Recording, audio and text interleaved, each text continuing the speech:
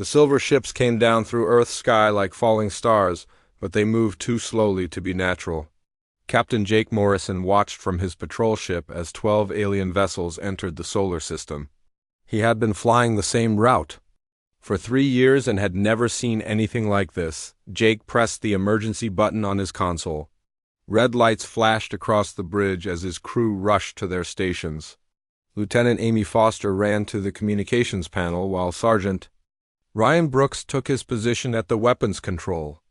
They had trained for this moment but never believed it would actually happen. The alien ships were beautiful in a strange way. They looked like someone had taken liquid metal and shaped it into teardrops. Each ship was about the size of a city. Block and moved without making any sound that their sensors could detect. Jake counted them again to make sure.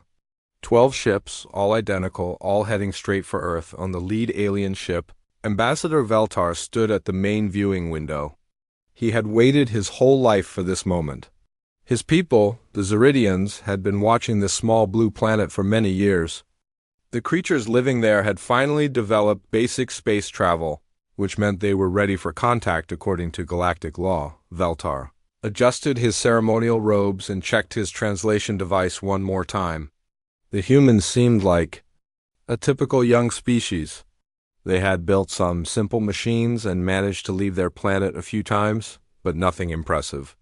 The Zeridians had seen hundreds of species just like them across the galaxy. Back on Earth, Dr. Lisa Parker was having lunch when her emergency phone rang. She dropped her sandwich and ran to her car. As the head of the Xenolinguistics department, she had always hoped this day would come. She drove to the government building as fast as she could, her hands shaking with excitement. Commander Ryan Brooks was already at the communication center when Dr. Parker arrived. He looked serious as he handed her a printout. The message was short but clear. People of the third planet, we are the Zeridian Empire. We come in peace to welcome you to the community of space-traveling civilizations. Lisa read the message 3 times. The translation was perfect, which meant the aliens had very advanced language computers. But something about the tone bothered her. They wrote like teachers talking to small children. She wondered if all alien species were this condescending, or if humans had done something to deserve this treatment. President Helen Carter sat in the emergency meeting room with her top advisors. General Paul Martinez had his arms crossed and looked unhappy. Admiral Kevin Stone was studying radar images of the alien ships. Secretary of State Monica Wells was reading intelligence reports about similar incidents from other countries. Do we know what they want? President Carter asked. They say they come in peace, Monica replied. But their ships are positioned in a defensive formation around our planet. Either they're very careful or they don't trust us. Admiral Stone pointed to one of the radar images. Their technology is definitely more advanced than ours, but not by as much as we expected. These ships are big, but they don't seem to have the kind of weapons that could destroy our planet. On his patrol ship, Jake Morrison received new orders. He was to make direct contact with the alien vessels and guide them to a meeting point near the International Space Station. Jake had never been this nervous in his entire military career. He was about to become the first human to have a real conversation with beings from another planet. Jake opened a communication channel to the lead alien ship. This is Captain Morrison of the United Earth Navy. Welcome to our solar system. We're honored by your visit. The response came back immediately in perfect English. Greetings, Captain Morrison. I am Ambassador Veltar of the Zeridian Empire. We appreciate your civilized welcome.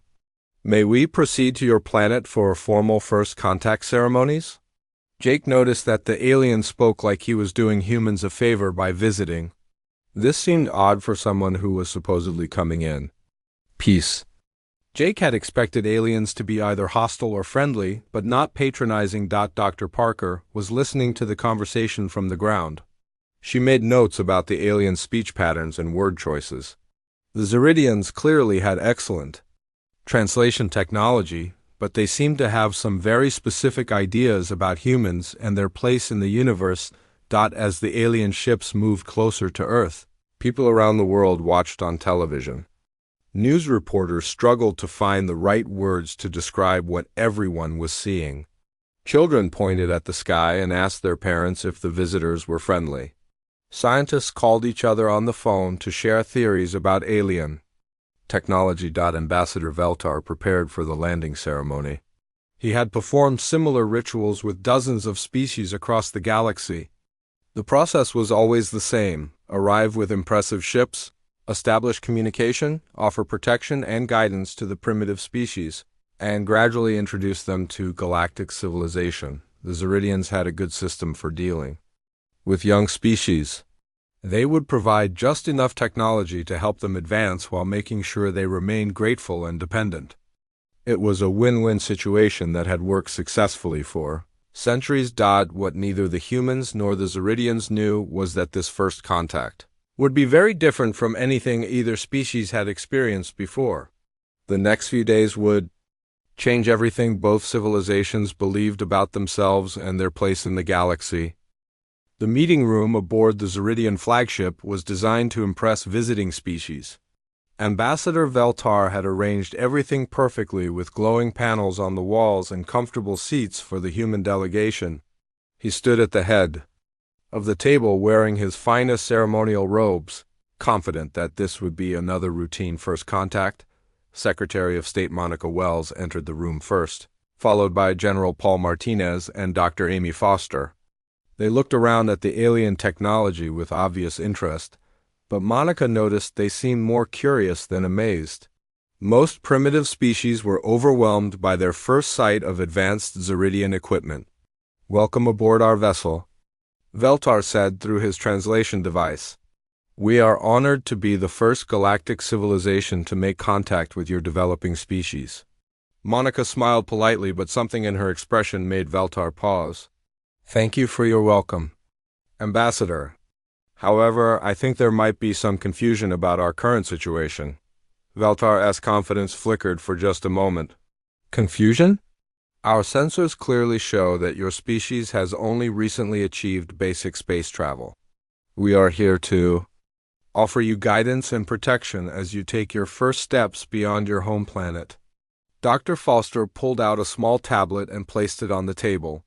The screen showed what appeared to be a star map with thousands of glowing dots. "Ambassador, this is a real-time display of human settlements in the local galactic region. We've been traveling between stars for over 2 centuries. The Zeridian delegation stared at the tablet in silence. Veltar's aide, Subcommander Keffer, leaned forward to get a better look. The map showed human presence in star systems that the Zeridians had never even heard of. Some of these locations were thousands of light-years away from Earth.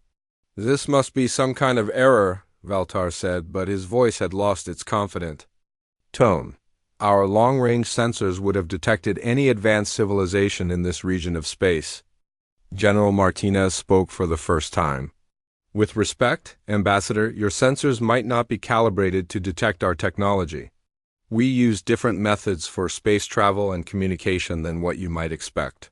Dr. Foster touched the screen and zoomed in on a particular section of the map. "This is the Kepler system, about 1,200 light-years from here. We've had a mining colony there for 37 years. The operation employs about 50,000 people." Sub-Commander Kethver whispered something to Veltar in their own language. The ambassador's facial expression changed completely. The Zeridian Empire, which he had always believed was vast and powerful, controlled exactly 12 star systems. This single human mining operation was larger than most Zeridian military installations. Monica Wells watched the aliens' reactions carefully. She had been briefed about the possibility that other species might underestimate human capabilities, but she had not expected the gap to be this large. The Zeridians seemed genuinely shocked by the simplest facts about human civilization. "Perhaps we should start with something more basic," Monica suggested. "Could you tell us about your empire? How many systems do you control?" Veltar hesitated before answering. The Zeridian Empire spans 12 star systems and governs over 40 billion citizens. We have been a spacefaring civilization for over 800 years. Dr. Foster nodded respectfully. "That's impressive longevity." Our expansion has been much faster but more recent. We currently maintain permanent settlements in about 2,000 systems, with a total population of roughly 800 billion. The number hit the Ziridian delegation like a physical blow. 800 billion people spread across 2,000 systems. The humans were not just more advanced than expected, they were operating on a completely different scale than anything the Ziridians had imagined possible. General Martinez noticed the aliens' distress and tried to change the subject. Your translation technology is excellent, by the way. We've had trouble with some species in the past because of communication barriers. Some species? Kethvar asked. You mean you've made contact with other civilizations before us? Of course, Dr. Foster replied. We're currently in communication with about 200 different species. Some are members of our Galactic Council, others prefer to maintain independent relationships. Veltar felt like the room was spinning. The Ziridians had spent centuries believing they were among the most advanced civilizations in the galaxy. They had never encountered any other species with technology comparable to their own. The idea that humans were casually discussing 200 different alien contacts was incomprehensible. Monica Wells realized she needed to be more careful with her revelations. Ambassador, I hope you understand that none of this changes our desire for peaceful relations with your empire. We're always interested in meeting new neighbors and learning about different cultures. Neighbors? Veltar repeated. Are you saying that your territory borders ours? Dr. Foster checked her tablet again. Actually, according to our territorial maps, your 12 systems appear to be completely surrounded by regions under human administration.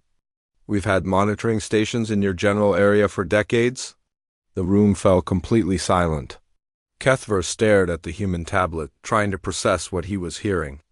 The Ziridian Empire was not just smaller than human civilization, it was completely contained within human space.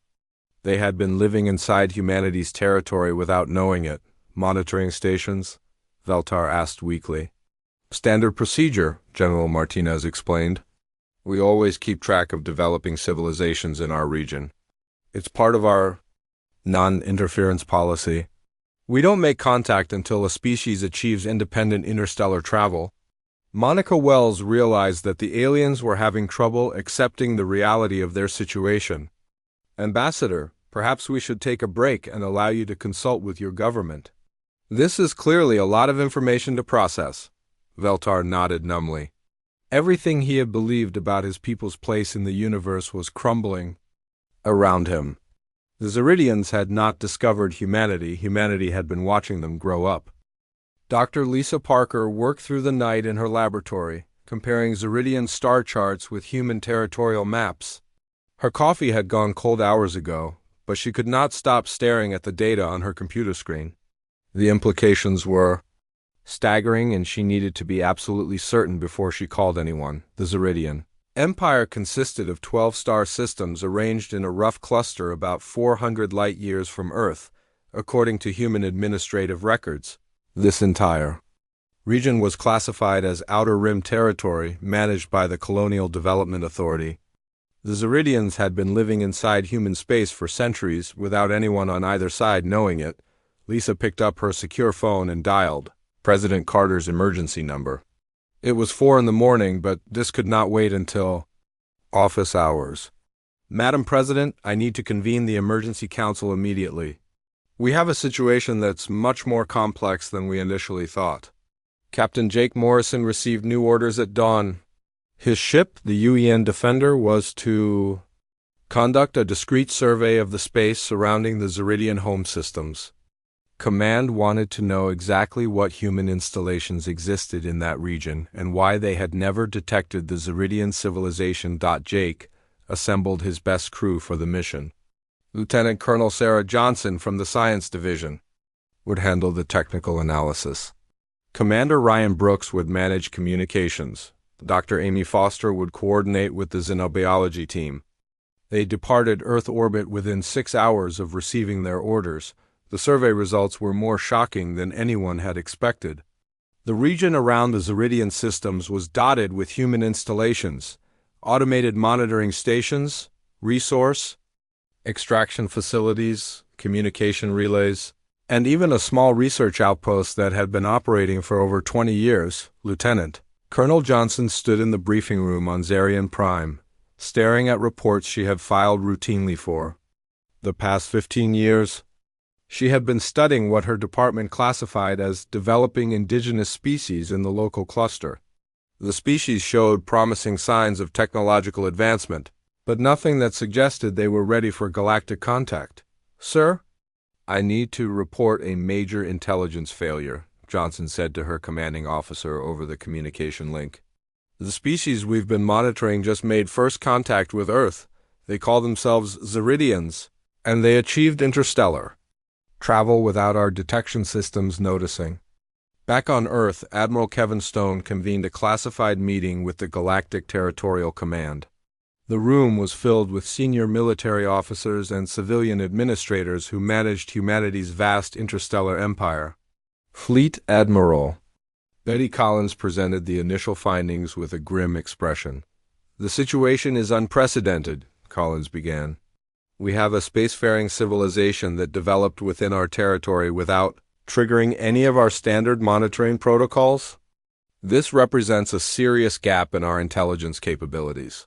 The territorial maps displayed on the main screen showed the true scope of the problem. Humanity controlled or had established presence in over 2,000 star systems spanning multiple spiral arms of the galaxy. The Zeridian Empire appeared as a tiny dot completely surrounded by human space. "How is this possible?" asked General Martinez, who had joined the meeting via secure video link. "Our observation protocols are supposed to detect any species that achieve space travel." Dr. Foster, also attending remotely, explained the technical details. "The Zeridians use a completely different approach to faster-than-light travel. Their ships operate on quantum principles that our sensors weren't designed to detect. It's like trying to hear a dog whistle with human ears." Meanwhile, Ambassador Veltar struggled with his own growing crisis of understanding. His aide, Sub-Commander Kethver, had spent the night analyzing the human data they had been shown. The results painted a picture that contradicted everything the Zeridians believed about galactic civilization. "Ambassador, our deep space sensors have detected massive artificial structures in regions we always assumed were uninhabited," Kethver reported. "The energy signatures match the technology we observed on the human ships." Veltar reviewed the sensor data with growing dread. Huge installations that dwarfed anything the Zeridians had ever built were scattered throughout what they had considered empty space. Some of these structures were larger than entire Zeridian cities. The Zeridian High Command was in chaos. Supreme Chancellor Zixthara demanded answers that no one could provide. Military Commander Threnduk reported that their mighty fleet of 47 ships was insignificant compared to the human vessels they had encountered. "We need to understand the full scope of human civilization," Chancellor Zixthara declared. "Are we dealing with a regional power or something much larger?" The answer came from an unexpected source. Lieutenant Colonel Johnson's research outpost had been monitoring Zeridian communications for years. Her translation computers had decoded enough of their language to understand their basic political structure and military capabilities. "The Zeridians are not a threat," Johnson reported to Fleet Admiral Collins. "Their entire civilization is smaller than our New Angeles colony. They have no weapons capable of challenging our defenses and no territorial ambitions beyond their current systems." President Carter faced a diplomatic challenge unlike anything in human history. How do you explain to a proud species that they have been living unknowingly inside another civilization's territory? How do you maintain their dignity while establishing the reality of the situation? Dr. Parker suggested a careful approach. "We need to reveal the truth gradually. Show them enough to make them understand their position, but not so much that it destroys their confidence as a species." The human leadership realized they were dealing with more than just first contact. They were managing the psychological impact of a civilization discovering that everything they believed about their place in the universe was wrong. As both sides prepared for the next phase of contact, the weight of the situation began to settle. The Zeridians were not greeting humanity as equals. They were being introduced to the species that had unknowingly been their neighbors, protectors and observers for generations. President Carter made a decision that would change everything. She authorized the release of what the human government called limited territorial data to the Zeridian delegation. The information would show them exactly where they stood in relation to human civilization, but it would be presented carefully to avoid causing complete panic. Dr. Foster prepared the presentation in the main conference room of the International Space Station. The holographic display system had been upgraded specifically for this meeting. She wanted the Zeridians to understand the scope of human presence in the galaxy, but she also wanted to do it in a way that would not destroy their spirit as a species. Ambassador Veltar entered the room with his delegation, trying to maintain his diplomatic composure. The past few days had been the most difficult of his career. Everything he had believed about the Zeridians' place in the universe was crumbling, but he still had duties to perform for his people. Ambassador, we want to show you something that will help explain our earlier conversation, Dr. Foster said gently. This is what we call a basic overview of human presence in the local galactic region. The holographic display activated, showing a three-dimensional map of space that stretched across thousands of light years. At first, only a few points of light were visible, representing the closest human colonies to Earth. Then more lights began to appear, spreading outward like ripples in a pond. Star system after star system lit up with human colonial markers. The display showed mining operations, research stations, agricultural worlds, industrial centers, and military bases. Each light represented thousands or millions of human beings living and working in the vast emptiness of space. Ambassador Veltar watched in growing horror as the map continued to expand. The Zeridian Empire appeared as a tiny cluster of 12 lights, completely surrounded by an ocean of human presence. His people had been living inside humanity's territory like fish in a pond, unaware of the vast ocean that surrounded them. This cannot be accurate, Veltar whispered, his translator struggling to process his emotional distress. Our surveys show no signs of advanced civilization in these regions. Captain Morrison, who had been assigned as a technical advisor to the diplomatic team, spoke with genuine kindness. Ambassador, we've been using what we call non-intrusive observation methods. Our prime directive requires us to avoid interfering with developing civilizations until they achieve independent spaceflight. The words hit the Zeridian delegation like a physical blow. They had not discovered humanity through their own exploration and courage. Humanity had been watching them all along, observing their every move, cataloging their progress, and waiting for them to develop enough to be worthy of contact. Subcommander Kethver experienced what humans might call a complete mental breakdown. His entire worldview had been based on the idea that the Zeridians were explorers and pioneers, pushing the boundaries of known space. Now he learned that they were subjects being studied by beings whose capabilities were beyond his comprehension. Dr. Parker introduced the Zeridians to Director Alex Turner from the Department of Xenocultural Studies. Turner had been overseeing the Zeridian Observation Project for 15 years. His files contained detailed analyses of their society, technology, politics, and even individual leaders. We've been quite impressed with your species' development, Turner said with genuine enthusiasm.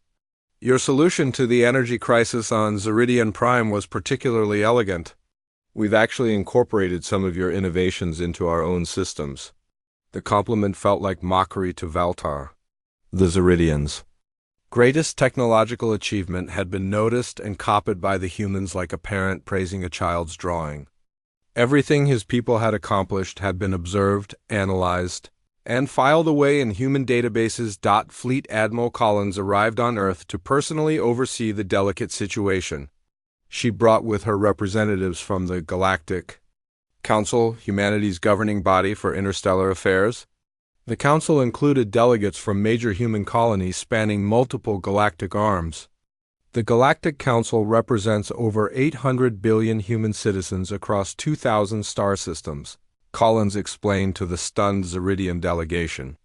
We also maintain diplomatic relations with 200 other species, ranging from simple trade agreements to full membership in our governmental structure. The numbers were meaningless to Veltar now. 800 billion people, 200 alien species, 2,000 star systems. The scale was so vast that his mind could not properly process it. The Zeridian Empire, which he had always considered mighty and expansive, was smaller than a single human colony. "Are we prisoners?" Kethver asked suddenly. "Have we been living in some kind of containment area?" Monica Wells answered quickly, "Not at all. You've been living in your natural territory, developing according to your own timeline and capabilities. We've simply been aware of your progress and ensuring that no outside forces interfered with your growth." The explanation did not make Veltar feel better. The humans spoke of ensuring no outside forces interfered as if the Zeridians were children who needed protection from dangers they could not understand. It was probably true, but it was also humiliating. Dr. Foster showed them more data about human exploration efforts. Teams of scientists and colonists were constantly pushing into unexplored regions of space, establishing new settlements and making contact with previously unknown species. The Zeridians had thought they were pioneers, but they were actually being studied by the real pioneers. "We understand this is difficult information to process," President Carter said in a message recorded specifically for the Zeridian delegation. "Please know that we have the utmost respect for your civilization and your achievements. We hope this knowledge will be the beginning of a productive relationship between our peoples." Ambassador Veltar requested a private communication with his home government. The message he needed to send would shatter his species' understanding of their place in the galaxy, but it could not be delayed any longer. The Zeridian people deserved to know the truth about their situation. As the meeting concluded, both sides understood that they had reached a critical moment. The Zeridians had to decide whether to accept their position as a small civilization within humanity's sphere of influence, or to retreat back to their home systems and pretend this contact had never happened. The Zeridian High Council convened an emergency session as Ambassador Veltar's report reached their homeworld. The great hall that had once echoed with speeches about galactic expansion and Zeridian destiny now filled with stunned silence. "Supreme." Chancellor Zixthara read the message 3 times before she could speak.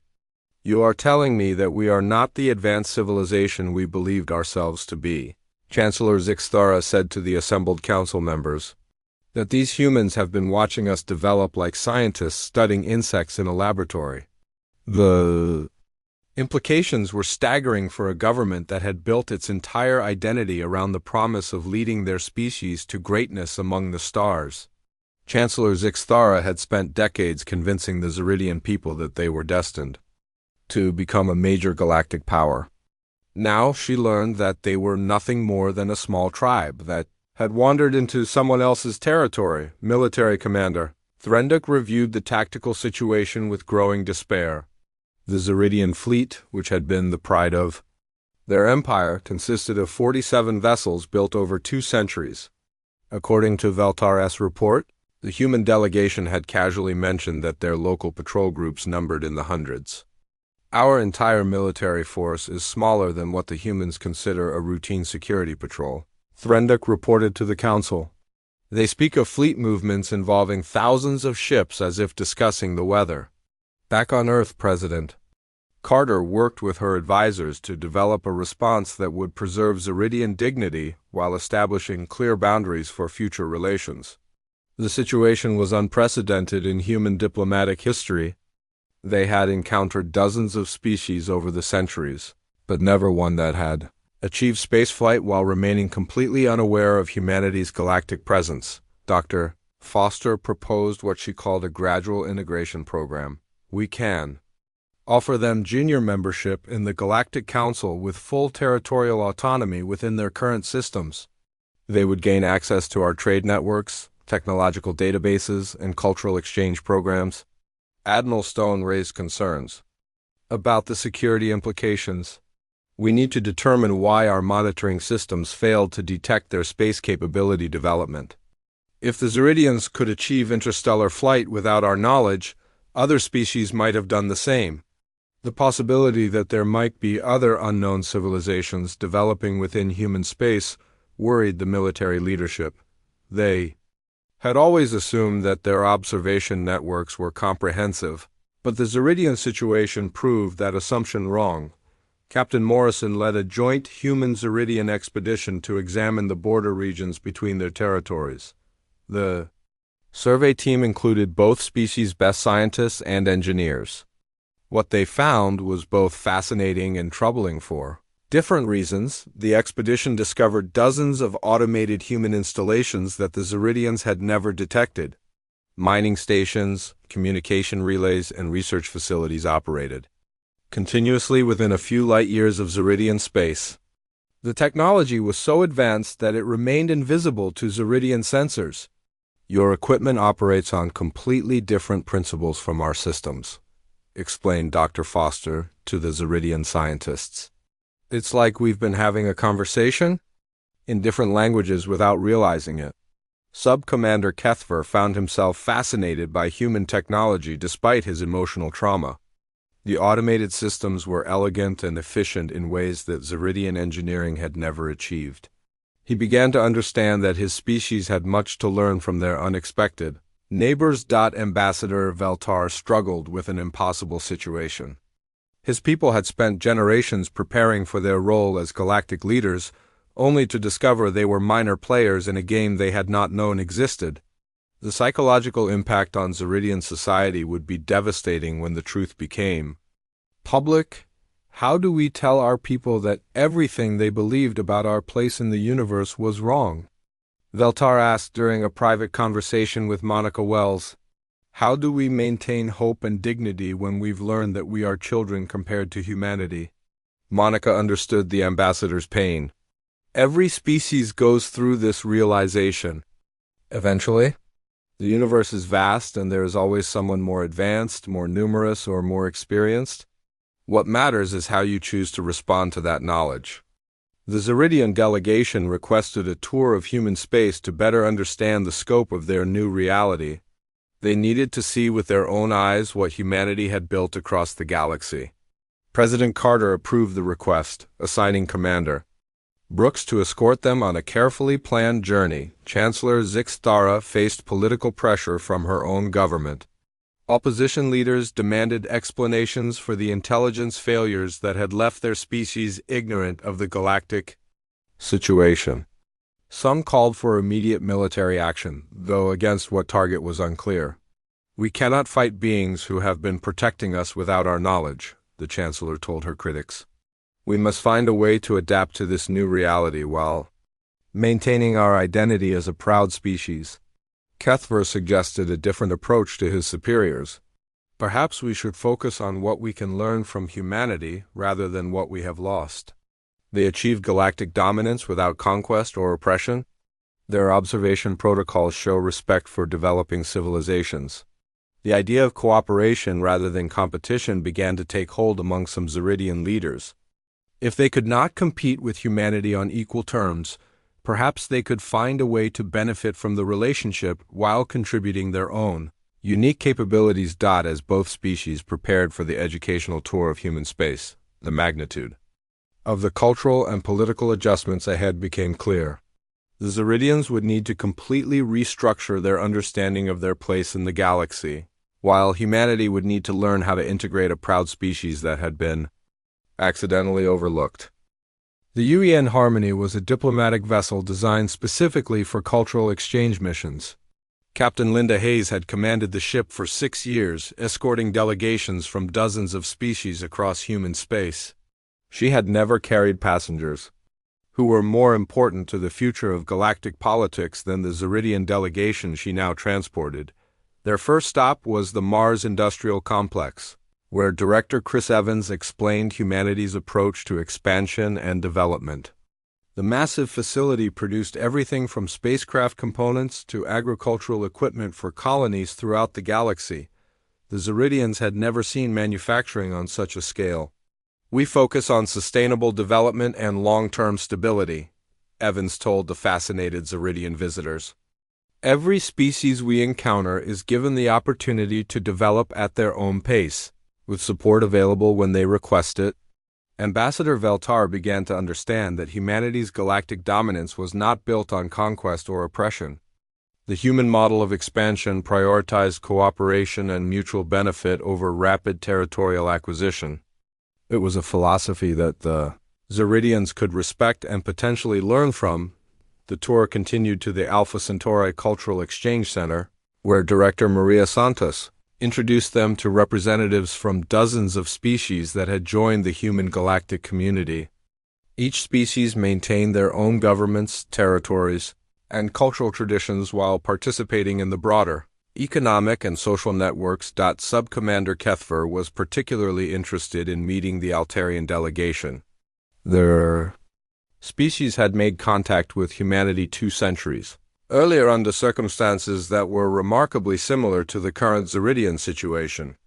The Altarians had also initially believed they were welcoming humans into galactic civilization, only to discover the opposite was true. The key is to view integration as evolution rather than surrender, explained Altarian Ambassador Kethelin. We maintained our identity and independence while gaining access to knowledge and opportunities we never could have achieved alone. The Altarian example gave Veltar hope that his species could find a positive path forward. The Altarians had not only survived their encounter with humanity but had thrived. They were now one of the most influential members of the Galactic Council and had established colonies throughout multiple star systems back on Earth. Dr. Parker worked with Zeridian scientists to establish joint research programs. The cultural exchange proved beneficial for both species in unexpected ways. Zeridian bioengineering techniques offered innovative solutions to human agricultural challenges, while human computational methods revolutionized Zeridian approaches to space navigation. The scientific collaboration helped both sides move beyond the initial shock of first contact toward practical cooperation. Working together on real problems created bonds of mutual respect that formal diplomacy alone could not achieve. President Carter and Supreme Chancellor Zixthara held their first direct communication via quantum entanglement relay. The Zeridian leader had initially resisted the idea of her species becoming junior partners in the galactic community, but the reports from her delegation had changed her perspective dramatically. We propose a gradual integration timeline, Carter offered during their conversation. Your species would maintain full autonomy within your current territories while gaining access to our technological databases, trade networks, and cultural exchange programs. Participation in broader galactic governance would be completely voluntary. The proposal was more generous than Chancellor Zixthara had dared to hope for. Humanity was offering partnership rather than absorption, cooperation rather than domination. The Zeridians would have time to adapt to their new reality, while maintaining their dignity as an independent civilization. The Zeridian High Council voted to accept humanity's integration proposal after 3 days of intense debate. The decision marked the end of their isolation and the beginning of their participation in true galactic civilization. It also represented a fundamental shift in how they understood their place in the universe. Admiral Stone established the Joint Human Zeridian Patrol Command to oversee the integration process and to prevent similar intelligence failures in the future. Captain Morrison was promoted to Commodore and given command of the new program, with Subcommander Kethver serving as his Zeridian counterpart. The partnership between Morrison and Kethver became a model for human Zeridian cooperation. Morrison's patient leadership style complemented Kethver's technical expertise and cultural insights. Together, they developed protocols for identifying and monitoring developing civilizations that might otherwise remain undetected. 6 months after first contact, the first joint human Zeridian mission launched to explore the regions beyond the galactic rim. The expedition included scientists, diplomats, and military personnel from both species working together as equals. The partnership had exceeded all expectations. Dr. Foster published a comprehensive study of the first contact process that became required reading for all human diplomatic personnel. Her analysis showed that the key to successful integration was patience, respect, and a willingness to learn from other species regardless of their technological level. The Ziridian integration also led to improvements in human observation systems. The failure to detect Ziridian space capability development had revealed gaps in monitoring protocols that needed to be addressed. New sensor networks were designed to detect a wider range of technological signatures, Ambassador Veltar established the first Ziridian embassy on Earth, located in the International District of New Geneva. The building incorporated both human and Ziridian architectural elements, symbolizing the successful blending of two civilizations that had once misunderstood each other completely. As the first year of human-Ziridian relations concluded, both species looked toward a future filled with possibilities that neither had imagined before first contact. The Ziridians had discovered that being part of something larger than themselves was not a loss of identity, but an opportunity for unprecedented growth and achievement.